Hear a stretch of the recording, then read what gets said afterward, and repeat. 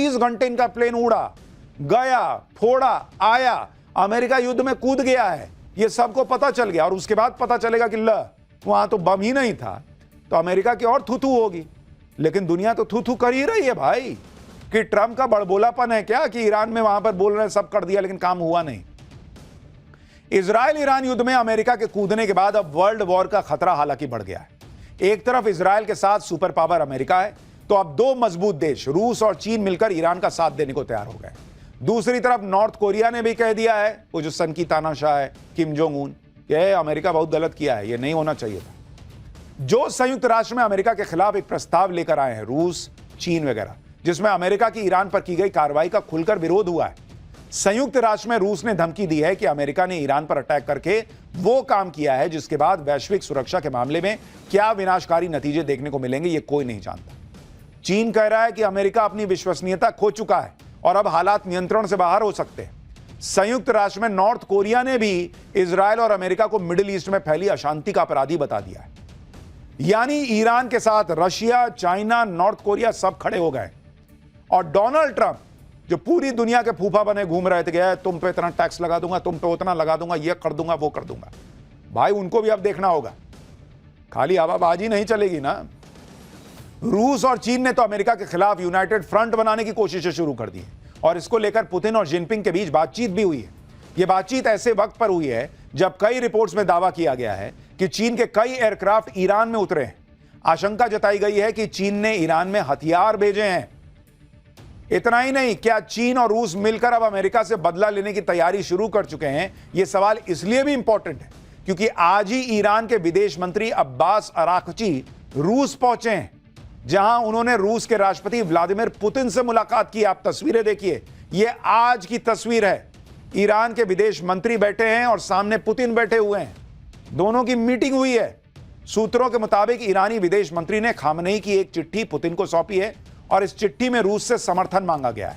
खबरों के मुताबिक ईरान ने रूस से सैन्य सहायता मांगी है और इस मुलाकात के बाद रूस के राष्ट्रपति पुतिन ने बयान दिया है और उन्होंने कहा है कि अमेरिका की तरफ से ईरान के परमाणु ठिकानों पर किए गए हमले जायज नहीं है। ईरान जो भी मदद मांगेगा रूस देने के लिए तैयार है। यानी रूस तो खुला कह रहा है भाई कि मैं ईरान के साथ हूं, अमेरिका गलत कर रहा है। अब एक्सपर्ट्स कह रहे हैं कि अगर इस जंग में रूस ईरान को मदद दे देता है तो ईरान की ताकत कई गुना बढ़ जाएगी। ईरान इस समय अपने बैलिस्टिक मिसाइल्स के जरिए इजराइल से लोहा ले रहा है। रूस के आने के बाद उसकी हवाई ताकत में इजाफा होगा। खबर है कि ईरान रूस से S-400 एयर डिफेंस सिस्टम मांग रहा है और चीन तो पहले ही ईरान को हथियारों की सप्लाई शुरू कर चुका है। कहा तो यह भी जा रहा है कि नॉर्थ कोरिया ईरान को न्यूक्लियर बम देने की पेशकश कर सकता है। रूस के पूर्व राष्ट्रपति दिमित्री मेदवेदेव ने भी कहा है कि ईरान को कई देश परमाणु हथियार देने के लिए तैयार हैं। यानी अमेरिका परमाणु बम फोड़ पाए ईरान के या नहीं, पता नहीं, बने थे नहीं बने थे, यूरेनियम की बात भले आदमी कहे, लेकिन अब रूस के पूर्व राष्ट्रपति कह रहे हैं कि भाई ईरान को बहुत सारे देश जो हैं वो अपना परमाणु बम देने को तैयार है। कौन से देश है उन्होंने ये क्लियर नहीं किया। ईरान की न्यूक्लियर फैसिलिटी पर अमेरिकी हमले से कितना नुकसान हुआ भी या नहीं हुआ, इसको लेकर अलग अलग दावे किए जा रहे हैं। लेकिन अमेरिका ने ईरान पर हमले के लिए जिस विमान का इस्तेमाल किया उसकी भी भयंकर चर्चा। अमेरिका ने ईरान के न्यूक्लियर ठिकानों पर B-2 बॉम्बर विमानों से हमला किया था, जिसकी तस्वीर आप देख रहे हैं। यह फिल्म में जिस तरह का प्लेन आप देखते हैं वैसा टाइप का प्लेन है। यह दुनिया का सबसे खतरनाक बॉम्बर है, इसे कोई रडार नहीं पकड़ पाता। B-2 बॉम्बर में इतनी खासियतें हैं कि इसे चलता फिरता किला कहते हैं। ईरान पर हमले के लिए B-2 बॉम्बर विमान ने अमेरिका के मिसौरी व्हाइटमैन एयरफोर्स बेस से 20 जून को दोपहर करीब 3:30 पर टेक ऑफ किया। इस विमान ने 37 घंटे, लगभग 37 घंटे, मतलब ऑलमोस्ट 1.5 दिन से ज्यादा बिना रुके ये उड़ता रहा और बीच में हवा में कई बार इसको तेल भरा गया। B-2 बॉम्बर ने फोर्डो और नतांज साइट पर 30,000 पाउंड यानी 14,000 किलो के 1 दर्जन से ज्यादा GBU-57 बम यानी बंकर बस्टर बम गिरा। B-2 बॉम्बर विमानों को अमेरिका से ईरान तक पहुंचने और हमला करके वापस लौटने तक में 37 घंटे का समय लगा है, यह कहा जा रहा है। आप सोचिए क्या ही खतरनाक विमान है, यह बिना रुके 37 घंटे उड़ गया और पायलट इस दौरान कॉकपिट में रहे। बिना ब्रेक लिए इतने लंबे मिशन को B-2 बॉम्बर ने कैसे पूरा किया होगा, यह जानना बहुत इंटरेस्टिंग है क्योंकि यह प्लेन सिर्फ नॉर्मल प्लेन नहीं है। आपको इसकी एक एक डिटेल बताऊंगा तो आप सुनकर हैरान रह जाएंगे। लेकिन पहले B-2 बॉम्बर के अटैक की कैपेबिलिटी की एक झलक देखिए।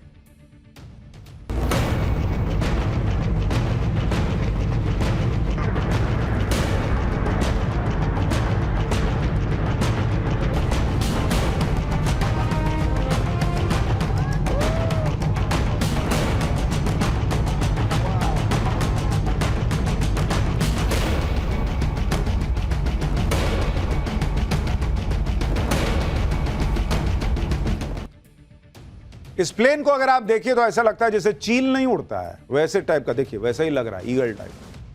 B-2 बॉम्बर इतना खतरनाक है कि अमेरिका ने इसे किसी देश को दिया ही नहीं। B-2 बॉम्बर के बारे में कहा जाता है कि अगर ये दुश्मन के एयर स्पेस में घुस गया मतलब दुश्मन का खत्म होना तय है। B-2 स्टेल्थ बॉम्बर आम लड़ाकू विमानों की तरह नहीं है। अगर आप इसे गौर से देखेंगे तो B-2 बॉम्बर प्लेन किसी बाज के पंख की तरह दिखता है, जिसमें अलग से कोई टेल नहीं होती। इसके दोनों पंखों की लंबाई 52 मीटर होती है। इसका वजन करीब 71,700 किलो है। 1,70,000 किलो के हथियार ले जा सकता है। 16 परमाणु बम और 80 छोटे बम ले जाने की काबिलियत रखता है। बिना रिफ्यूलिंग के 11,000 किलोमीटर तक उड़ान भर सकता है। यानी B-2 बॉम्बर हवा में उड़ती हुई मौत की फैक्ट्री है जो अपने दुश्मनों को का सफाया कर देता है। आप यह जानकर हैरान रह जाएंगे कि B-2 बॉम्बर में पायलट्स के लिए शानदार सुविधाएं होती हैं। भाई बिना उसके कोई 1.5 दिन कैसे उड़ेगा। B-2 बॉम्बर लंबी उड़ान के लिए ही बनाया गया है और इस दौरान पायलट को तकलीफ ना हो इसके लिए B-2 बॉम्बर के अंदर मिनी रेफ्रिजरेटर होता है। B-2 बॉम्बर में माइक्रोवेव ओवन भी लगा हुआ है। पायलट के लेटने और आराम करने के लिए भी जगह है। 2 पायलट इसे उड़ाते हैं और इसमें ऑटो पायलट का भी विकल्प है कि भाई अब कितना 37 घंटा मैं नहीं उड़ा सकता, तो ऑटो पायलट लगा दीजिए, वो अपना भाई उड़ाता रहता है। उसके बाद आप उठे कि हाँ आप पहुंचने वाले हैं, तो अब आप उठे, अपना देखा, अपना धाड़ धाड़ गिराया। फ्रिज है भाई, थोड़ा कुछ ठंडा उंडा पिए, अपना रिलैक्स किए, माइक्रोवेव में खाना वाना गर्म किए खाए, उस टाइप से मामला चल रहा है। यानी लंबी उड़ानों में पायलट को कोई दिक्कत ना हो इसका पूरा इंतजाम इसमें किया गया है। इसी वजह से B-2 बॉम्बर के पायलट बिना रुके आराम से 37 घंटे उड़ पाते हैं, क्योंकि इसमें सारी सुविधाएं। ऐसा भी दावा है कि एक बॉम्बर की कीमत करीब 18,000 करोड़ रुपए बैठती है। अमेरिका की एंट्री के बाद इजराइल और ईरान जंग के जल्दी खत्म होने की उम्मीद कम होती जा रही है। इजराइल लगातार ईरान पर हमले कर रहा है, ईरान भी पलटवार कर रहा है। इजराइल को अमेरिका का समर्थन है और ताकत के मामले में ईरान इन दोनों के सामने नहीं टिकता। इसलिए ईरान ने अब ऐसा फैसला किया है जिससे दुनिया पर बहुत बड़ा संकट आ सकता है। जिस तरह ट्रंप हर जंग को ट्रेड से सुलझाने का दावा करते हैं और बात बात पर ट्रेड की चर्चा करते हैं, अब ईरान ने उसी ट्रेड को अपना हथियार बना लिया है। ट्रंप के ट्रेड से दुनिया पर असर पड़े ना पड़े, लेकिन ईरान की ट्रेड वॉर से दुनिया हैरान परेशान हो जाएगी। ईरान दुनिया का एक बड़ा ऑयल प्रोड्यूसर देश तो है ही। ईरान समेत कई खाड़ी देशों का क्रूड ऑयल जिस स्ट्रेट ऑफ हॉर्मूज के रास्ते से होकर अलग अलग देशों तक जाता है, उसे अब ईरान बंद करने की धमकी दे रहा है। ईरान की संसद में स्ट्रेट ऑफ हॉर्मूज बंद करने का प्रस्ताव पेश हुआ। ईरान की संसद ने स्ट्रेट ऑफ हॉर्मूज बंद करने को मंजूरी दे दी है। आखिरी फैसला ईरान की सुप्रीम नेशनल सिक्योरिटी काउंसिल को करना है। अगर ईरान ने स्ट्रेट ऑफ हॉर्मूज को बंद कर दिया तो दुनिया में तेल की कीमतें बढ़ जाएंगी, तेल संकट पैदा हो जाएगा। ईरान के इस फैसले ने अभी से दुनिया में हलचल मचा दी है, क्योंकि इससे सिर्फ ईरान ही नहीं बल्कि 5 दूसरे खाड़ी देशों का ऑयल ट्रांसपोर्ट भी ठप पड़ सकता है और इसका असर चीन, जापान, अमेरिका के साथ भारत पर भी पड़ सकता है। हालांकि पीएम मोदी ने पहले से ही इस संकट से निपटने का प्लान तैयार किया है।